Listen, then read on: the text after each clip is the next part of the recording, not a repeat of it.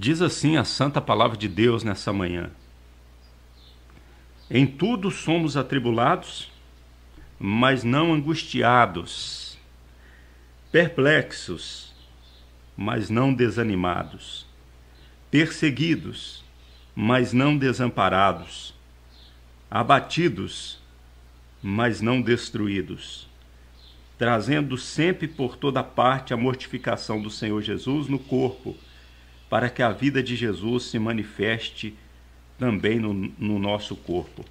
E assim nós que vivemos, estamos sempre entregues à morte, por amor de quem? Por amor de Jesus, para que a vida de Jesus se manifeste também na nossa carne mortal. Amém? Graças a Deus. Diante dessa palavra, nós vamos continuar lendo aqui este livro aqui, chamado A Orar, de Wim Malgol. É um livro da chamada da meia-noite. E no domingo passado, nós falamos aqui, começamos a falar sobre cada inimigo da oração, segundo o pastor Wim Malgol. E nós falamos aqui, algum irmão lembra aí? Os 3 inimigos da oração que falamos aqui domingo passado? Vamos relembrar. Cansaço. O cansaço é um inimigo da oração. Mas mesmo quando a pessoa está cansada, ela deve orar. A distração é uma distração que, quando a pessoa começa a orar, vem aquela distração, que é uma obra do inimigo. E isso a pessoa resolve orando com a voz alta, ou seja, aquela voz natural com que ela conversa com os outros. A intranquilidade interior. Às vezes a pessoa para de orar porque está intranquila, falta tranquilidade no coração, a pessoa está ansiosa.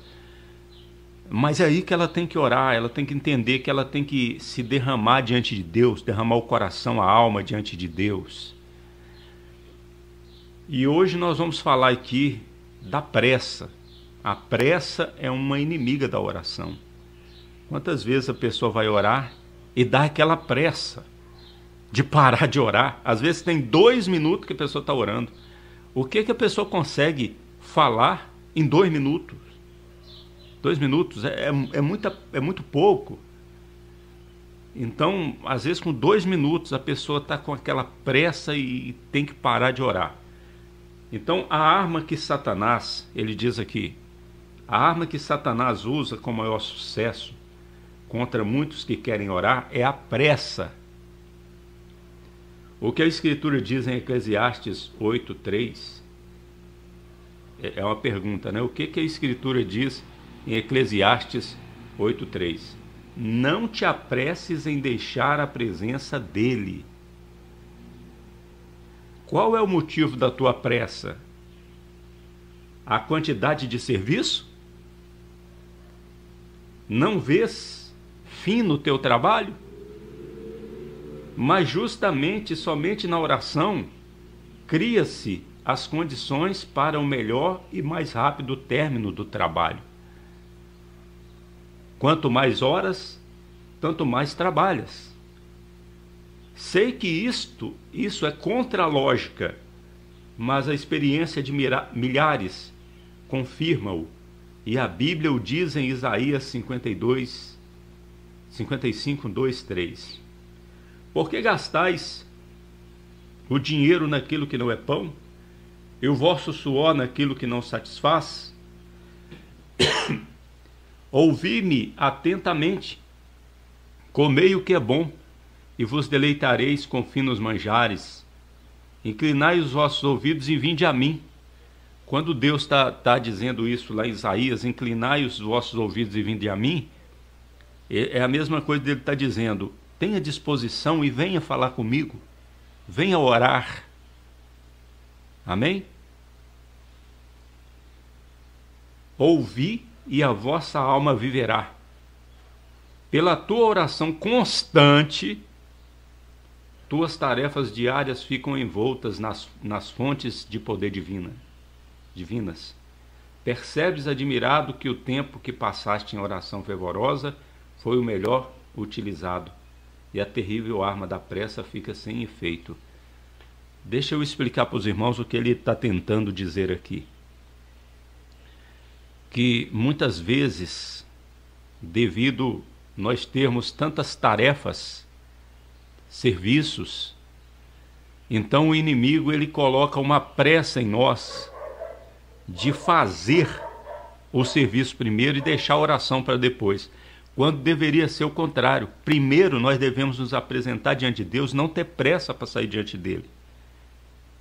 E segundo a experiência de milhares, e eu também tenho essa experiência, talvez alguns aqui tenham essa experiência, de que quando nós colocamos a oração em primeiro lugar, nós conseguimos trabalhar mais, resolver mais as coisas, tudo sai melhor, o nosso trabalho é feito melhor, mais rápido. Isso é contra a lógica, mas quem já priorizou a oração sabe que mesmo sendo contra a lógica é assim. Tem aquele monte de serviço, aquele monte de trabalho, aquela quantidade de tarefas, mas se nós priorizarmos a oração e não termos pressa de sair diante de Deus, quando nós terminarmos a oração, o trabalho será feito mais rápido, com mais qualidade, as coisas acontecerão melhor. Amém? Então não podemos ter pressa quando nós vamos orar, quando nós vamos fazer alguma coisa para Deus, porque lá em Eclesiastes está dizendo: não se apresses em deixar a presença dele. Então, um inimigo é a pressa, o inimigo da oração. Vamos para mais um inimigo aqui. O desânimo. O desânimo é uma arma que paralisa muitas pessoas de oração. Desânimo, segundo ele aqui, no modo dele de pensar, o desânimo significa não olhar longe o suficiente. A Bíblia diz, olhando firmemente para Jesus. Isso significa não olhar para o visível e olhar para Jesus. Olhar na oração. Isso é mesmo, né? Como que nós podemos olhar para Jesus firmemente? Orando, na oração. Estás desanimado por causa da tua fraqueza? Desanimado por causa das tuas derrotas? Desanimado por causa da dureza dos homens? Desanimado por causa das situações tristes? Paulo diz em 2 Coríntios 4:8, que foi o que nós lemos aí, né? Em tudo somos atribulados, porém não angustiados. Que maravilha. Perplexos, porém não desanimados. Por quê? Porque ele orava. Paulo era um homem de oração. Os apóstolos também, né?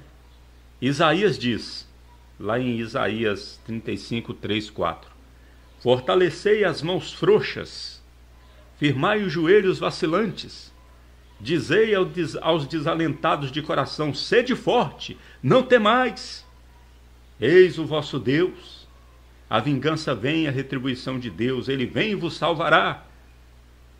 Olha a mensagem do profeta Isaías para o povo na época, né? Fortalecei as mãos frouxas, não temais, sede fortes.